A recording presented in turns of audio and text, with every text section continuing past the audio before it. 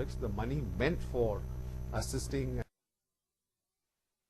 the Tamils has been diverted elsewhere. But you know, at the end of the day, if you really look at it, there is a trust deficit even among and Sri Lanka is concerned, and whether India is really taking up forcefully the cause of the Tamils in the island country. And I think we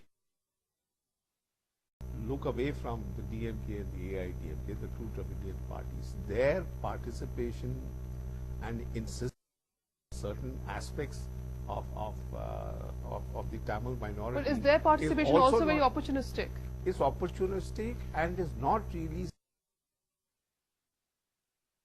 and integrity of Sri Lanka. That is one of the major issues over there, and therefore I think they have to moderate their views, persuade the government of India to really put pressure on Sri Lanka to go ahead with that. But I agree with Ambassador Fabian that Sri Lanka is, I think, at the crossroads. They want greater peace and people joining the national mainstream as far as the minorities in that island nation are concerned. They need to said that they want to, but there are certain conditions. Final comments on the program. I'm left with last 2 minutes.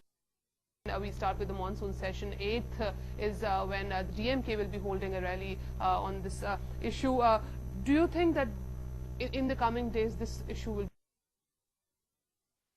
No, this issue is not going to be sorted out that soon, but I think it will be highlighted, and let's see how things turn out. But obviously, I mean, there will be continued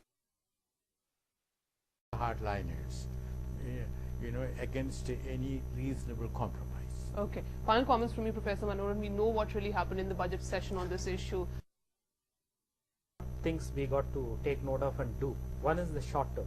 Short term, I would suggest 4 things we have to do. One is to take care of the livelihood of the Tamils who are still being settled, their land, their employment, and so on and so forth. The second is their security. Still, military is 3/4 of military is there. High security zones are there. Although emergency act is still there, and so on and so forth. The fear of rearrest and singular settlements in northern east, that is there. The third is the reconciliation, which is not moving. Social and political level, and the fourth one is this short-term political thing of this Northern Provincial Council.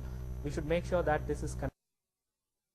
And the second major aspect is the long-term solution. That is the political settlement. Whether what formula this should work out, what devolution formula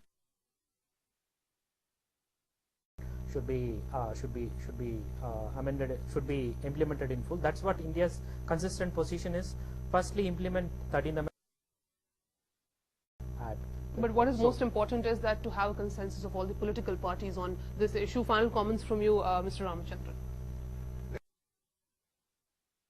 Sri Lanka is interested in a political solution which is fair to the minorities. As of now, there's a huge question mark whether they really want to move ahead. How are you going to persuade them to move ahead? Let's wait and see what Parliament does on it this time. Right, and most importantly, there's a political will to tackle the situation. Absolutely. If what we are talking ethnic reconciliation is Manoharan and Mr. Ramachandran for joining us in this program. And that's all we have for you in this edition of Public Forum. Thank you very much for watching.